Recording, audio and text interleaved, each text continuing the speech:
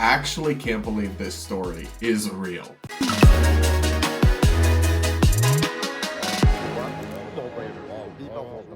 Germany descends into utter woke dystopia. California Governor Gavin Newsom gets owned after failing Econ 101. A crazy TikTok targets conservatives, and so much more. All this is coming up on today's episode of the Brad vs. Everyone podcast, my daily show where I take on the craziest ideas from across our politics and across the internet, all from a center-right, independent perspective.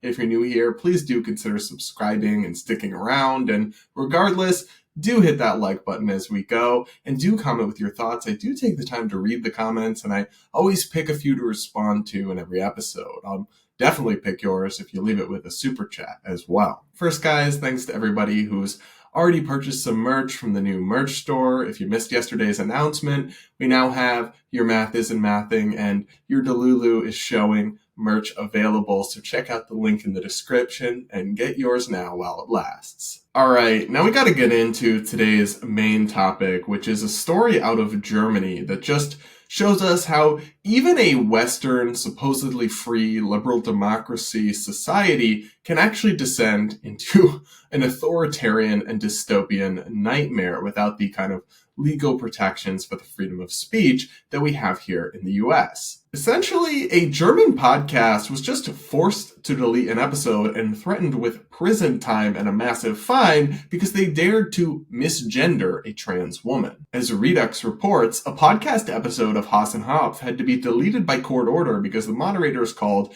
a trans-identified person a man and used male pronouns to refer to this person. The podcasters may be facing potential prison time or a fine of up to 250,000 euros. That's right, guys. Jail time and €250,000 as potential punishments for misgendering someone. In the controversial podcast episode, the hosts discussed the case of Laura Holstein, formerly known as Nicholas. Holstein, a balding male who now identifies as a woman, has made multiple headlines over the past few months related to Holstein demanding access to female spaces. Most recently, Holstein, with the support of the Federal Anti-Discrimination Agency, has been pursuing legal action against a female-only gym in Bavaria.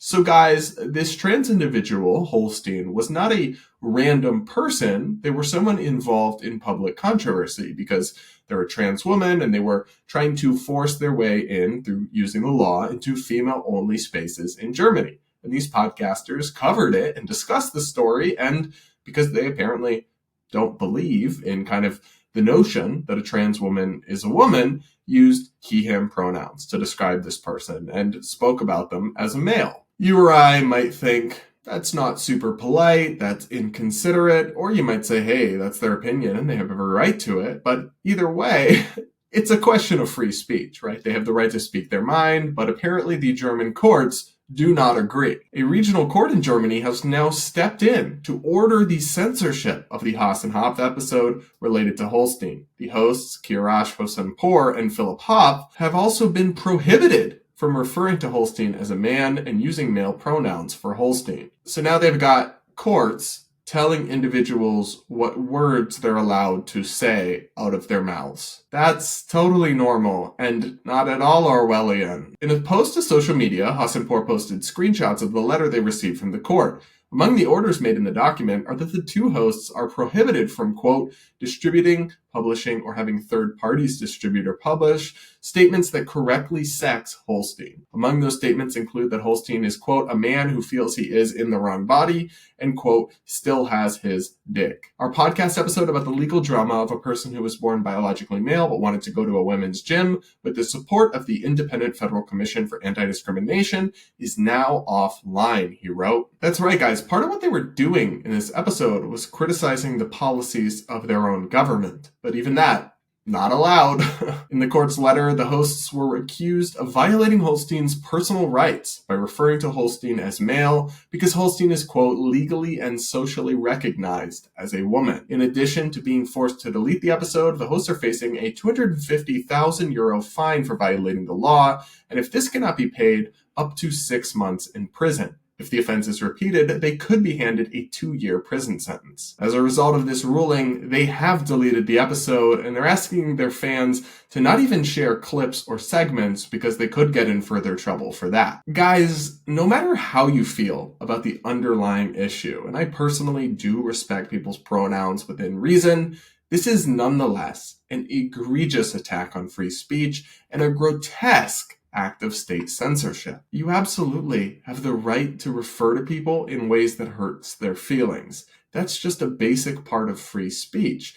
And nobody, although the court seems to be trying to establish this concept in this ruling in Germany, nobody has the special right to be free from offense or free from ever having to hear words or have things said about them that hurt their fifis. That right does not exist. It isn't a thing any of us are entitled to in any other context. Yet this court thinks somehow a trans person should have that right. I mean, I don't have any right to stop people from saying mean and horrible things about me on the internet. They do it all the time. They make fun of my looks. They call me names. They do all sorts of things that, in my case, I don't really care, but others might find offensive or might hurt their feelings.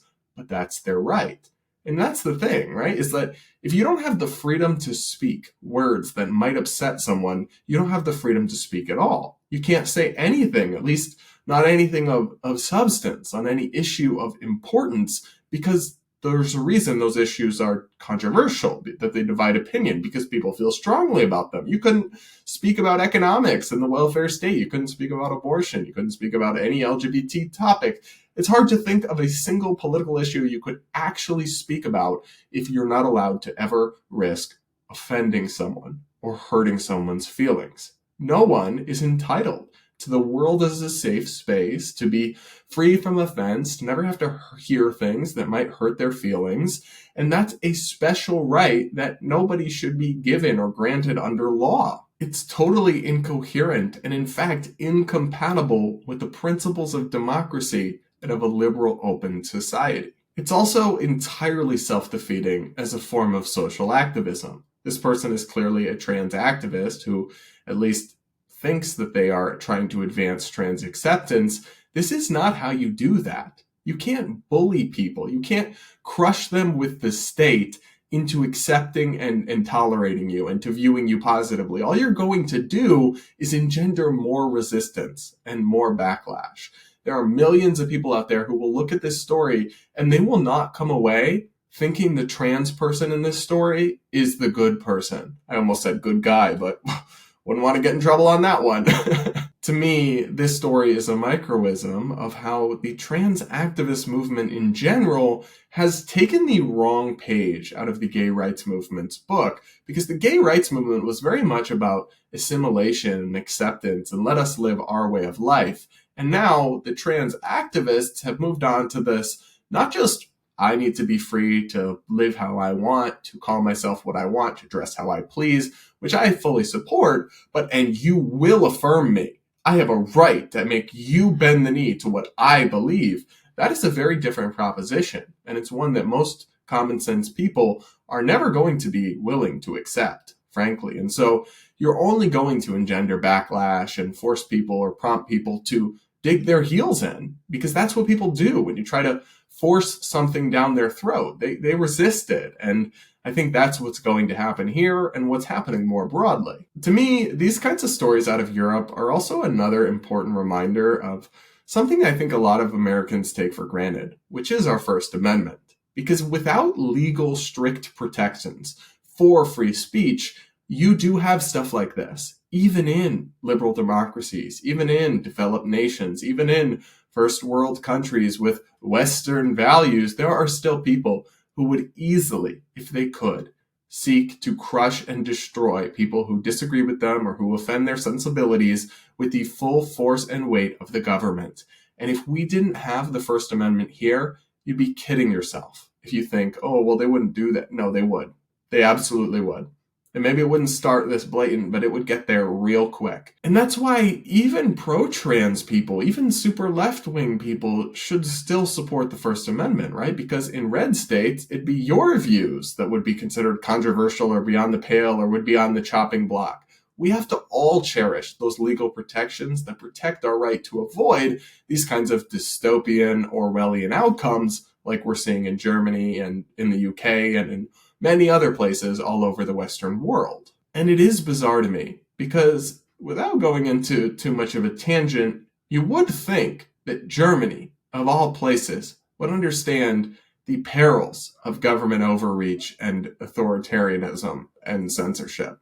But I guess you would be wrong if this story is anything to go by. You guys, let me know in the comments what you think of this insane saga. I still struggle to believe that this is real life, but welcome to 2024, I guess. And now, let's talk about California Governor Gavin Newsom, who is getting roasted on Twitter after totally failing at Econ 101. So basically, California almost always has way higher gas prices than the other 49 states, and this puts political pressure on the governor, Gavin Newsom, so he just released a neat little propaganda video trying to pin the blame for California's high gas prices on corporate greed and price gouging. Let's take a look at this video, and then we'll get into the pretty brutal fact checks that came quickly after its release. It's that simple.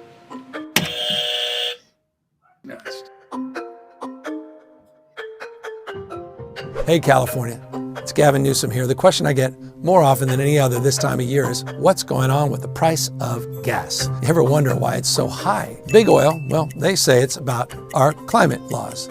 But even if you factor in our clean air protections, big oil is charging Californians more for gas. Just think back. Remember when gas hit a record $6.42 a gallon? That was just a couple of years ago. Our taxes and our fees didn't change during that period.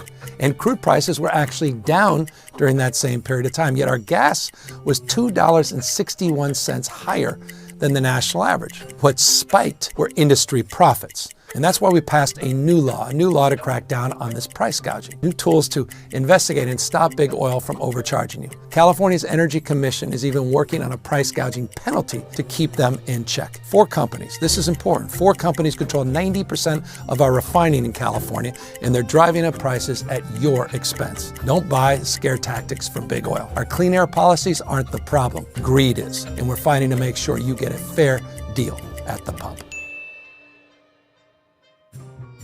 So, there's a lot to unpack here, but there is a reason that Gavin Newsom got brutally fact-checked after posting this video on X. Because what he's saying here is absurd. California has higher gas prices than the rest of the nation, than all 49 other states, because of corporate greed. Because the corporations in California are magically greedier and more selfish and more money-hungry than all those corporations in all the other states. That's what we're supposed to believe. Babe, your Delulu is showing. Blaming corporate greed and price gouging for this kind of thing is always dumb because the prices go up and down, but corporations are always greedy. They're always trying to make as much money as possible. That cannot explain it. And you don't even have to take my word for it, guys. The California government literally impaneled a review to do looking into this idea of price gouging in their gas sector and found no evidence. Here's some reporting. The big picture. The Senate Energy and Utilities Committee held an oversight hearing into the price gouging law on Tuesday, welcoming Siva Gunda, the vice chair of the California Energy Commission. Gunda said that there have been 3 price spikes in the last 5 years, and while oil companies are profiting off those spikes, the commission has not found any clear evidence of price gouging. So Newsom's own government debunked his entire narrative. Nice. You're doing great, sweetie. You're doing great. So if it's not price gouging from greedy corporations, which it's not, well, what is the cause of these much higher gas prices in California? There are a couple things, and it's not a one cause, one factor thing like most complicated issues don't just boil down to one item. But one thing is the taxes. As recent reports, California pumps out the highest state gas tax rate of 77.9 cents per gallon, per the Tax Foundation. The state also raised its gas taxes in July. Although not a gas tax per se, new low-carbon fuel standards issued by the California Air Resources Board are expected, by the agency's own estimates, to raise prices by 52 cents a gallon in 2026. That's right. The state of California has a 77-cent gas tax and a bunch of environmental regulations that add to the price of gas, but keep blaming greedy corporations. There's another aspect to this story as well, which is that California's environmental regulations require a specific type of gasoline that's more environmentally friendly, which severely limits the supply. As Reason further reports, the state mandates an environmentally friendly formulation, which means we can't buy gasoline that's sold in Nevada or Oregon. California's more restrictive gasoline specifications can limit the availability of supply from other markets, explains the U.S. Energy Information Agency. Those limitations make fuels more costly to produce. It makes California vulnerable to supply disruptions if, say, one of those few refineries goes down for repair. Funny how that works. So the one true part of Gavin Newsom's video was when he mentioned that just a handful of refinery companies control the market. That is true, but it's important to ask why. And part of the reason is because they've made it so expensive and bloated and full of regulations and red tape that only the biggest corporations can compete and can continue to do business in California. They've also demonstrated such a hostility towards fossil fuels, ultimately trying to get rid of them altogether, that there's really no incentive or reason that new companies would expand or invest in California into refineries and try to offer more competition or options, because why would you invest money into a state that hates your industry and doesn't want it to exist in just 5 or 10 or 15 years? You wouldn't. And then you end up with the situation with just a couple of companies doing the refining. And then, of course, you're vulnerable to supply shocks and disruptions. All of this does get complicated, and there's no one simple reason that gas is so expensive compared to California, compared to the rest of the nation. But it is not, in fact, happening because of corporate greed. And anytime you hear progressive politicians invoke that as a cause of economic woes, you should be deeply, deeply skeptical. Because while it's incredibly effective political propaganda, it has absolutely no basis in economic reality. What did you guys think of Gavin Newsom's video? Let me know in the comments, and do hit that like button while you're at it. And now it's time for Brad versus TikTok, my daily segment where I take on the craziest ideas from the Clock app. Pronoun of the day is slugs. Today, we're going to take a look at a wild rant from one TikToker about why conservatives are dumb and stupid and awful. Buckle up and get ready to lose some brain cells with me. Me and my friend were talking yesterday about how being a conservative is just like being so stupid. Like, yeah, guys, let's not progress. Let's not try to change things. Let's keep it all the same and pretend that it's awesome. Like, the level of stupidity that it takes to be a conservative, and I don't blame a lot of people. Like, if you grow up in a rural town and that's all you know and that's all you heard, like, you know, I'll give you some grace. But people who, like, are conservative and y'all live in, like, cities or suburbs and you have, like, a normal education and you are shown a lot of different ideas and stuff and you still choose to be a conservative, what the fuck? Like, you're just dumb. You're just dumb at that point. You're, like, willfully ignorant. And the fact that, like, people like Ben Shapiro use facts don't care about your feelings as a slogan when they ignore 99.999% of the facts is crazy. And then you call them out and you're like, oh, well, this study actually says this. And they're like, really? Because this random ass website that has no study attached said this. Like, they will literally deny science because they want to think that they're right. They'll deny research, even though they campaign the slogan, facts don't care about your feelings. Like, that is a whole nother level of stupidity. Like, I cannot imagine being a fucking conservative in 2024. Like, that shit's ass. Wow. So, while she does seem lovely and is just so incredibly articulate, I do have some problems with this analysis. For one, conservatives do not oppose progress. In fact, when we talk about conservatism versus progressivism in this abstract sense, what they're opposing is change. But not all change is progress. Sometimes things get worse, not better. some new ideas or proposed changes are bad ideas that would lead to worse outcomes or even chaos or death or destruction. So it's not that they just oppose all progress, it's that they disagree that the proposed changes are, in fact, progress. There's an interesting conservative philosophical concept called Chesterton's fence, and essentially the extremely bastardized short version of it is that if you come across a fence, you shouldn't tear it down without at least first asking, why did they put up that fence? And I think conservatism at its best is basically doing this. It's trying to preserve valuable institutions and traditions, and at least push back on the people who suddenly think they know how to rewrite thousands of years of history, because sometimes they do, right? Some changes are for the better, but sometimes they don't. And sometimes they're arrogant and think they can remake the world and don't realize that in doing so, they're actually destroying something that's there for a reason.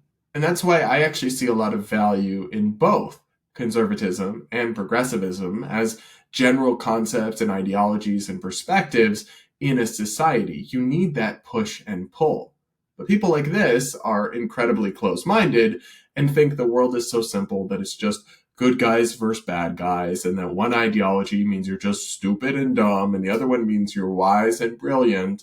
It's incredibly childish. It's a toddler's way of approaching politics. And I have to laugh at the part where this progressive person says that Republicans and conservatives rather oppose and ignore science, and they deny science. Because, babe, I can think of a few issues where lefties deny science, okay? And in terms of denying studies and that kind of thing, or citing sources that don't have a study attached, I mean, yeah, because a lot of studies, frankly, are bullshit, are bogus, are totally unscientific, are activism masquerading as science. If you don't believe me, just Google the words replication crisis, and you'll find that much of what's been published as research in recent decades actually can't be reproduced, meaning that when other people do the same experiment, they get different results, which suggests something deeply flawed with the studies and the conclusions they're reaching.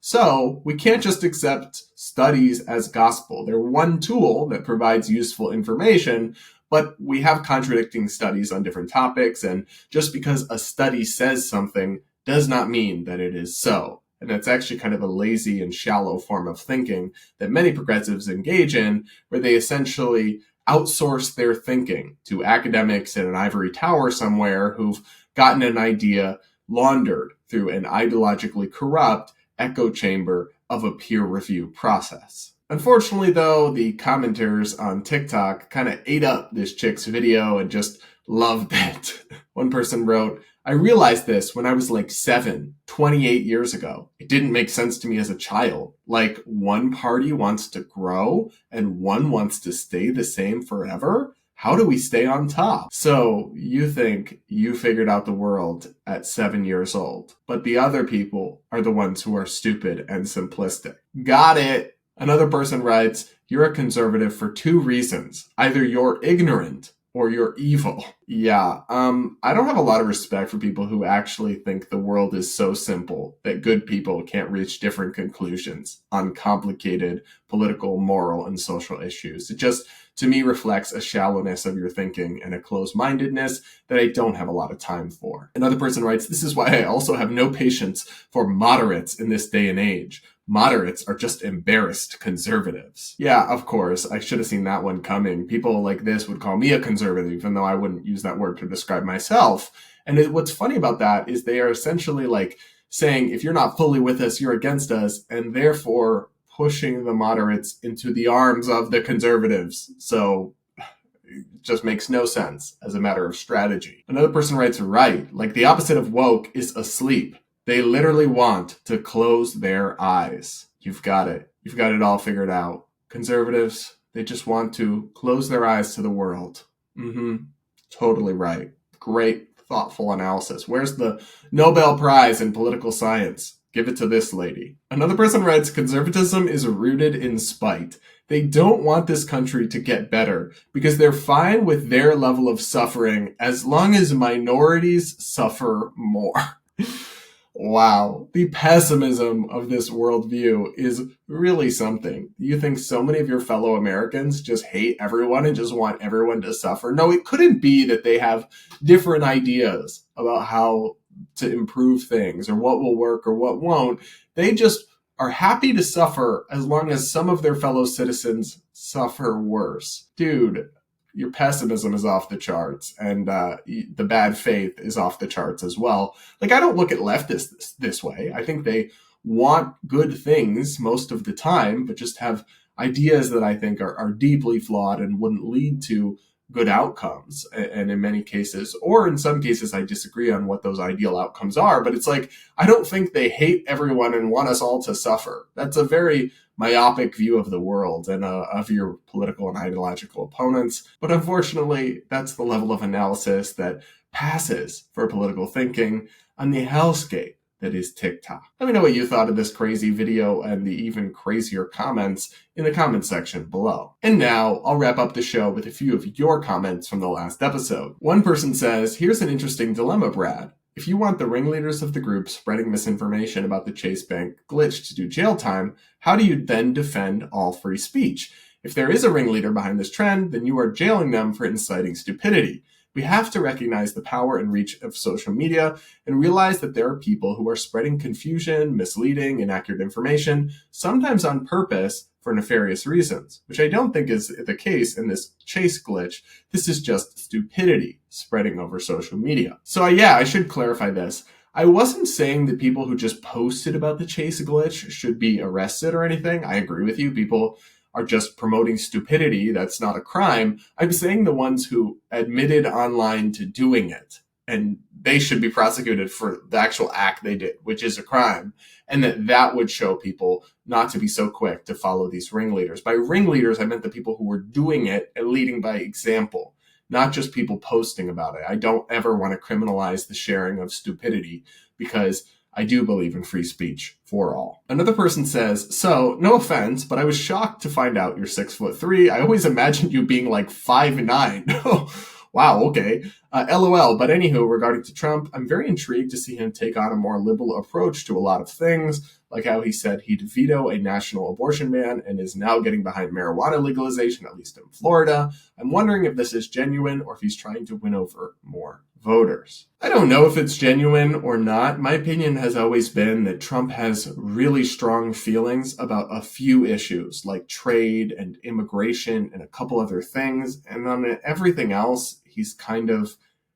a vacuum and will go where the winds take him and where he thinks his supporters want him to go. So I doubt that it's truly all genuine and heartfelt, but it is politics and he is a politician. So that's hardly unique. Another person says, I agree with Trump. I cannot stand the smell of cannabis. However, I believe it should be legal and have designated places for use rather than being used everywhere. Yeah, me too. I mean, that just seems like common sense to me from a pro-freedom, limited government perspective. Another person says, I would be most honored to wear a put down the crack pipe babe shirt.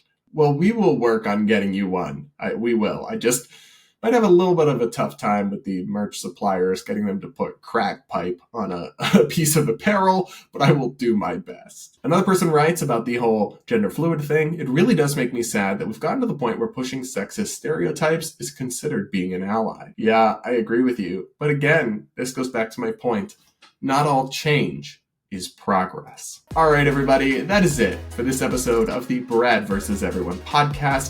Thank you so much for tuning in. Do make sure you subscribe if you haven't yet. Hit that like button before you go and do comment with your thoughts. I do read the comments and I'll pick a few to respond to. I'll definitely pick yours if you leave it with a super chat. So with that, we'll talk again tomorrow.